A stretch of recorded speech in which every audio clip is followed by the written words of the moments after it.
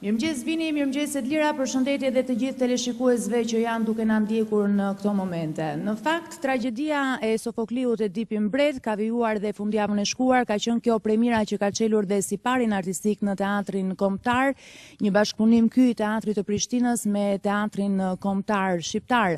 Ka qenë vërtet e suksesshme sepse këtë e kanë vërtetuar dhe pjesëmarrja e publikut, duartrokitjet që ato kanë dhënë për këtë shfaqje. Kam pranë meje edhe dy protagonistë të kësaj vepre, aktorin Neritan Liçaj dhe aktoren Eriona Kakeli. Do ndalem fillimisht me Neritanin. Neritan, mirëmëngjes, së pari suksese për këtë shfaqje. Faleminderit, ju falenderoj. Atëherë, pas një eksperiencë të gjatë në aktrim, keni pasur mjaft shfaqje të suksesshme. Ju vini në këtë vepër me rolin e Kreonit. Sa mendoni se e keni realizuar? Po, në radhë parë, kjo është një gjë që duhet ta thotë publiku edhe specialistët dhe kritikët, por unë doja të cilësoja diçka që ishte një rol, le të themi, ndryshe nga të tjerët, sepse në këtë rol të gjithë ne, jo vetëm unë, po të gjithë pjesëtarët e trupës, kori dhe personazhet kryesor që janë po prapë brenda korit, kanë një mënyrë të veçantë aktrimi, jo se bëjmë çudinë e madhe se edhe mbom për ta marrën skem, po edhe këndojmë, kemi rituale, kemi shumë veprime plastike. Pra, në një lloj mënyre zbuloj gjithë gamën tonë aktoriale, jo vetëm me tekstin, por edhe me plastikën, me mënyrën e të kënduarit, me ritualet dhe me gjitha këto. Prandaj e veçoj nga rolet e tjerë sepse ka pasur një lloj fryme më komplete. Ju keni në fakt një rol që është goxha i rëndësishëm në këtë vepër. Çfarë ju ngacmon? Të gjithë rolet janë të rëndësishëm. Domethënë duke filluar që nga Tirezja, tek Bariu, te Lajmtari, tek Korifeu, të gjithë janë rolet. Të ngacmon fakti që në një lloj mënyre, ose më saktë më ka ngacmuar më tepër trilli i Bokshit, sepse po të lexosh veprën, Kreoni është njëri i drejtë që nuk ka bërë asgjë të keqe dhe do nxirrte një lloj, do dilte një lloj Kreoni pak shtamp, njeriu i mirë që nuk i bën keq askujt. Ndërkohë që trilli i Bokshit që mua më pëlqeu jashtëzakonisht shumë, ishte pikërisht trajtimi i Kreonit si njeri i dytë në pushtet që e lakmon pushtetin, e kërkon diku në shtresim i dëshirës për të marrë fronin e Dipit. Edhe kjo i jep shumë, për mendimin tim, e bën shumë më të larmishëm si rol. Nëse do ishin përmbajtur thjesht Sofokliut, ai është prapë rol i bukur, por kjo i ka edhe akoma tepër sharm rolit, mendoj. Ndërkohë do ndalem pak dhe me Erionën. Eriona ka qenë në fakt një audicion i gjatë nga 7-10 mos gaboj aktor. Regjizori Ilir Bokshi ka përzgjedhur 16 prej tyre, një prej këtyre emrave është dhe emri juaj. E prisnet? Me thënë të drejtën, me muzikën e prisja, sepse duke studiuar 8 vjet violin, duke kënduar që në fëmijëri, normalisht pretendon. Por ndonjëherë audicionet janë shumë çuditshme. Mund mos japësh maksimumin tënd atë ditë, në varësi të emocionit, në varësi të si je nga ana shpirtërore, dhe mund të edhe të gabosh. Nuk pas kam gabuar, nuk isha një mëse dhe morën vesh dhe notat. Po kishte edhe notat edhe më të larta se unë, dhe është e sigurt që nga audicioni, domethënë, kam mbetur dhe shumë të mirë jashtë. Jam shumë e bindur për këtë. Problemi është që në një vend si Shqipëria, me aq larg, domethënë nuk kemi pasur aq shumë shkëmbime sa të njinte Iliri Trimori, të njinte aktorët, kisha parë diçka rreth nesh ose nuk di si të ta shpjegoj, që të arrish edhe ta njohësh edhe një çik më mirë atë. Tani, për shembull, kam përshtypjen që Bokshi e di se kë do marri dhe kë s'do marri. Ju jeni në rolin e Teresjes Verber. Po, ky është një, le të themi, qenie mbi natyrshme ose një njeri, se mund të jetë edhe njerëzor edhe jo njerëzor, por që është një plak, sipas Sofokliut, 300 vjeçar. Sigurisht, 300 vjeçar i Verber ka ngec në një lloj moshe që nuk shikon dhe nuk ka fuqi, por nuk vdes. Domethënë është as andej as këtej. Dhe ka aftësi të, po sigurisht, përderisa 300 vjet jeton dhe ka aftësi orakull. Problemi, ajo ça kishim sfidë unë dhe Olta, Daku, bashkë me regjizorin, sepse në fundit gjetje e atij ishte, por ndërkohë ishte një vërtet sfidë, sepse nuk është e thjeshtë që të cilësh një personazh, një qenie të mbinatyrshme me dy koka, nga ana vokale, nga ana mënyra se si do ta thot, nga njëra anë, njëra këndon këngën e veriut, mbasi ka mbaruar tekstin, nga ana tjetër, tjetra këndon këngën e jugut, sepse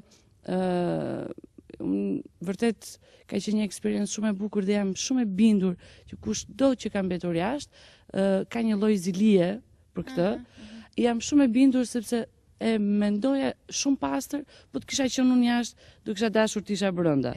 Kështu që nisem kur mendoj dhe kur përdesa e mendoj unë, nuk besoj që nuk e mendon njëri tjetër, por një punë fantastike e Tremorit, një punë fantastike e Ilirit, një atmosferë që po të flas dhe pak, domethënë na mbushen syt me lot, është një bashkëpunim perfekt, një frymë kolektive, sa djem ka bërë shumë përshtypje, domethënë mbas kthimit të shfaqjeve dhe të provave të përditshme, na mungonte njëri tjetri. Për qafime, puthje, se kalova tani nga Tiresi. Pra, ky bashkëpunim i frytshëm kaq njerëzor ka bërë që edhe suksesi juaj të jetë i garantuar. Më the pak më parë që ke mbaruar, pra, le të themi, je diplomuar për aktrim. Por që ke edhe vesh për muzikë. Je ndërkohë dhe në provat e një tjetër shfaqje që do të jetë premier në maj, Ëndrat e një nate vere. Atëherë, doja të cek edhe pak faktin që Akademia e Arteve është lënda për muzikë, për kanto. Ne të gjithë studentët bëjnë lëndën për kanto, bëjnë lëvizjen plastike. Kështu që çka është parë në këtë shfaqje nuk është se u shpik. Problemi është që po treguan të mençur ca njerëz, si Ema, si Iliri dhe Tremori, i mblodhën këto dhe ja ku neve dolëm aty ku është ajo shfaqja moderne që themi ne, apo ne vajtëm në Europë. Ndërsa sa i përket pjesës Ëndra e Natë Vere, me thënë të drejtën unë jam diplomuar me këtë personazh. Dhe është një sfidë brenda meje e dytë përderisa i rikthehem mbas 2001-shi, po flasim maj 2001, 12 vjet. Kështu që kemi 7 ditë që kemi bërë prova, megjithatë kanë të njëjtën frymë. Iliri shqiptar, Xhoni amerikan, është teatri sot për mua.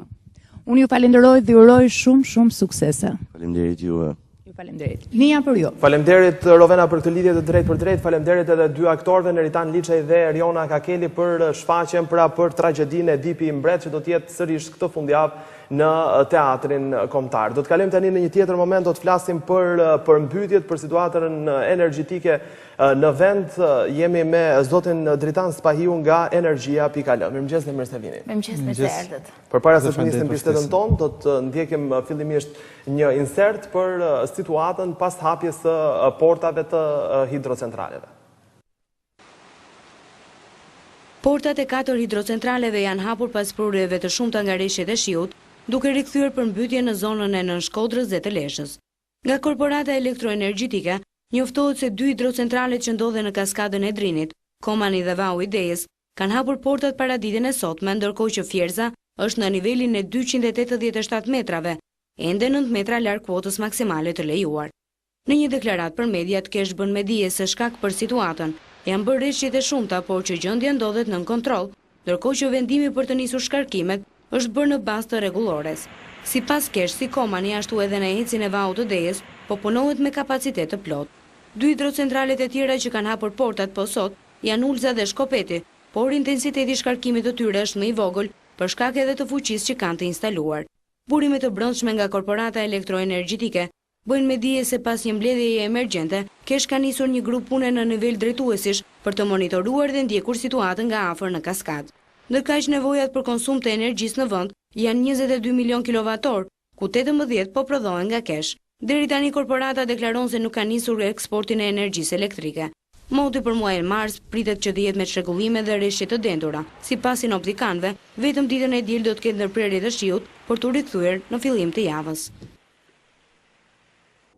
Mirë, kjo është situata, zoti Spahiu, në fakt janë hapur portat e eceve, rrezikojnë përmbytjen, konkretisht cilat janë zonat më të rrezikuara dhe si rezultat i parashikimeve të motit pritet që gjatë ditëve në vijim të rëndohet situata?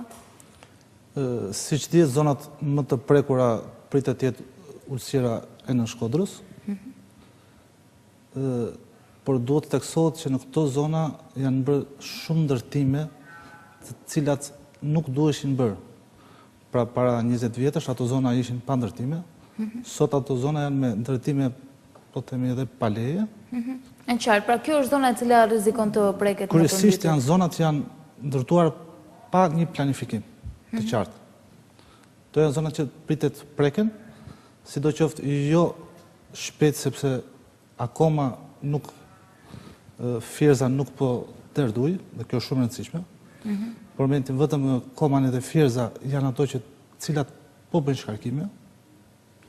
Komani dhe Vauides. Komani dhe Vauides, Fjerza është akoma në punon 2 ose 3 orë, ndërkohë që Komani dhe Fjerza, siç u tha, janë me kapacitet të plot prodhimi. Shkarkimet janë rreth 1200 m3 për sekond, ndërkohë që prurët janë rreth 2200-2300. Në qoftë se Fjerza do filloj shkarkimin, gjë që pritet mos të ndodhë në ditën në vazhdim, atëherë do kemi situatë akoma më problematike. Për momentin, situata është e menaxhueshme në kontroll.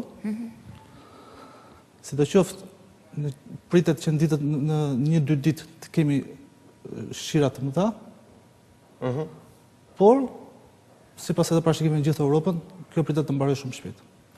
Cilat janë zonat të tjera të Shqipërisë? Kemi parë dje probleme të caktuara edhe me vjosën në qarkun e Vlorës. Është për vërtet që mos jenë shqetësuese, mos jenë me probleme serioze, por marrin masë. Vjosa gjithmonë ka qenë në atë problem që ka qenë e paparashikuar.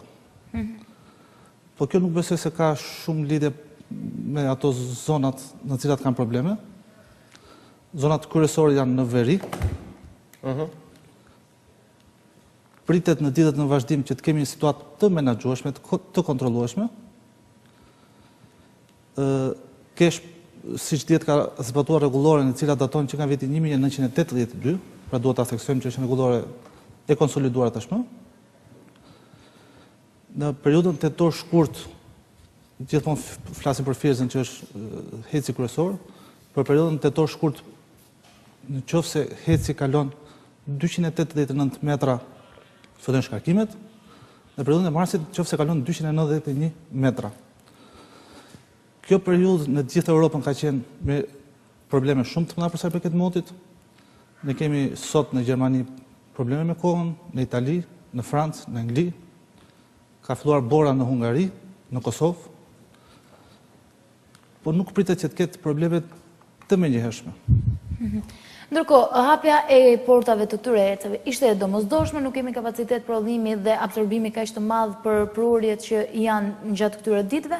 Ishte e domosdoshme kjo hapje e portave të eceve, zoti Spahiu? Apo mund të shmangi? Më se e domosdoshme në bazë të rregullores, sepse tashmë Komani ka arritur nivelin prej 174.94 metra, kur dihet që kapaciteti është 175. Edhe Vaudes ka arritur kapacitetin maksimal, kështu që të gjitha prurjet tashmë shkarkohen. Të dy ecet nuk bajnë asgjë në basenet e tyre. Ishte një situatë pa parashikuar nga Kesh, kështu që mund të themi që për momentin situata duket e menaxhueshme. E qartë, po, e pa parashikuar ishte dhe atëre kur u përmbyt Shkodra në Shkodra dhe gjithë zonat për rreth. Si mund të zgjidhet kjo situatë, zoti Spahiu, që sa herë që ne kemi rreshje shiu me intensitet lartë, kemi përmbytje gjithmonë? Do të thoya në nivelin e afatshkurtër nuk parashikohet të ketë zgjidhje. Shqipëria është shumë e varur nga energjia hidro. Sot që flasim 100% e energjisë sot prodhohet nga uji. Ndërkohë që shumica e shteteve tjera kanë burime të diversifikuara të energjisë. Ajo që mund të bëjmë ne është që në nivelin afatshkurtër nuk ka shumë zgjidhje, në nivelin afatmesëm të ndërtojmë burime alternative të energjisë nga era, dielli, gazi, pse jo? Që të kemi një farë Që të zgjidhje kemi caktuar. një farë zgjidhje, por në momentin që po flasim ne nuk shohim ndonjë zgjidhje. Zgjidhjet janë të limituara sepse ne jemi të varur 100% nga energjia hidro. Mirë. Do të kemi një komunikim tani me kolegun ton Altin Mema, i cili është korrespondenti në qarkun e Lezhës për parë se si paraqitet situata gjatë ditës së sotme atje. Altin, mirëmëngjes. Mirëmëngjes Altin. Mirëmëngjes të lira, mirëmëngjes Badvin. Në Lezhë në fakt situata nuk është shumë problematike krahasuar me qarkun e Shkodrës, dhe pse rreshtet kanë qenë me intensitet të lartë, por megjithatë nuk mund të themi që është situatë e qetë. Problematikat më të mëdha janë në zonat fushore, siç është fusha e Rovicës, e cila është në nivelin e detit, po ashtu dhe zona tjetër në fshatin Kakarriç dhe Gocaj dhe një pjesë të fshatit Barbulloj. Raportotin rreth 12 banesa me probleme në ujë në fshatin Kakarriç, ndërsa pjesa tjetër nuk ka dëme në banesa.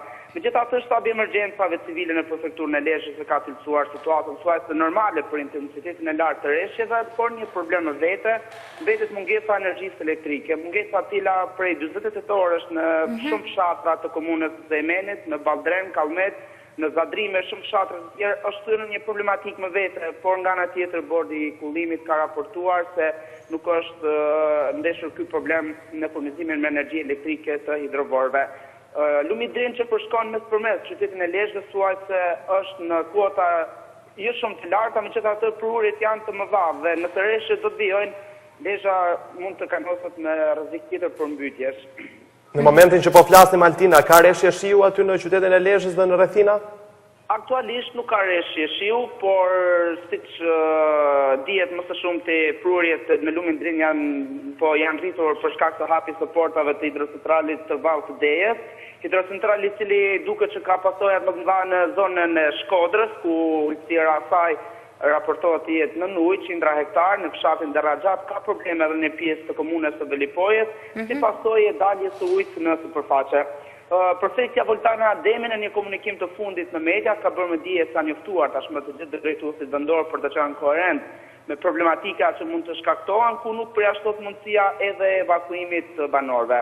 Një ndër komunat më problematika atje mbetet komuna Ana e Malit, ku kryetari i njësisë vendore ka bërë me dije se zona ka problematikë shumë të mëdha dhe nëse rreshjet janë të detyruar që të nisin evakuimin e popullsisë. Në qartë. Mirë, Altin, të falenderojmë shumë. Të falenderojmë Altin. Faleminderit. Faleminderit juve. Kemi qenë me kolegun ton Altin Mema nga Lezhë, në fakt handikapi i madh është handikapi i madh, por edhe komuna Ana Malit, më falvin që është një komunë e Shkodrës problematike, ashtu siç ndodh çdo vit kur ka rreshje të dendura shiu dhe problematika të caktuara. Jo, unë kisha më bëri përshtypje më shumë ajo që tha Altini që pa energji elektrike për handikap i madh të përmbytesh dhe ndërkohë edhe pa energji elektrike.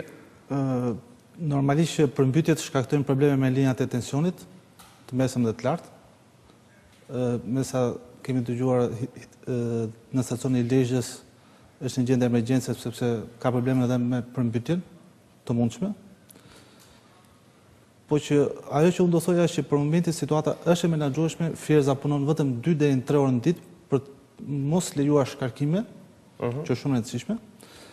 Dhe nëse do fillojnë shkarkimet nga Fierza, atëherë ne do kemi situatë mjaft problematike. Për momentin situata duket e menaxhueshme. Kjo është e rëndësishme për të theksuar. Zoti Spaju, a kemi nevojë, a vijon importi i energjisë elektrike apo e kemi shkëputur në këtë moment? E kemi ndërprerë? Me sa diun duhet të jetë ndërprerë, në biles kishte një tentativë për të filluar edhe një eksport para 2-3 ditësh nga korporata, por e gjithë energjia po shkon tashmë drejt Kosovës. Në formën e shkëmbimi. Po eksportojmë energji elektrike me Kosovën. Jo eksport, po shkëmbim. Më shumë depozitim, nëse do ta quajmë kështu. Depozitim shkëmbim. Mëse vërtet. A është kjo masa e durë që duhet ndërmarrë në këtë moment? Masa duhet ishte ndërmarrë që përpara. Kjo mund të ishte nga zgjidhjet, por siç e tham, nuk është e mundur parashikimi, sepse ka qenë prurje të paparashikuara për kohën.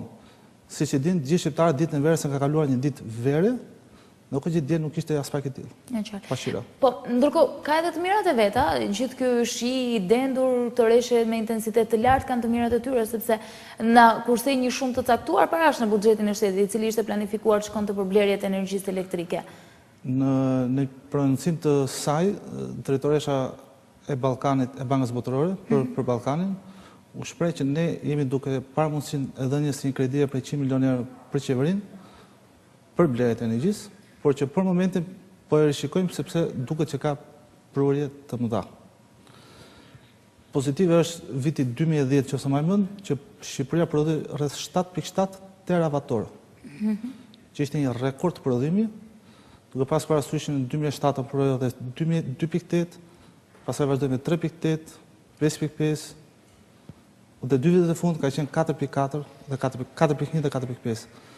Pra viti 2010 ishe 7.7 teravat, në kohë që konsumi është vetëm 7. Në qartë. Mirë, zoti Svej, ju falenderojmë shumë që ishte në studio me ne. Mirë shikues të dashur, një shkëputje publicitare, kthehemi vetëm pas pak për të diskutuar për ekonomi.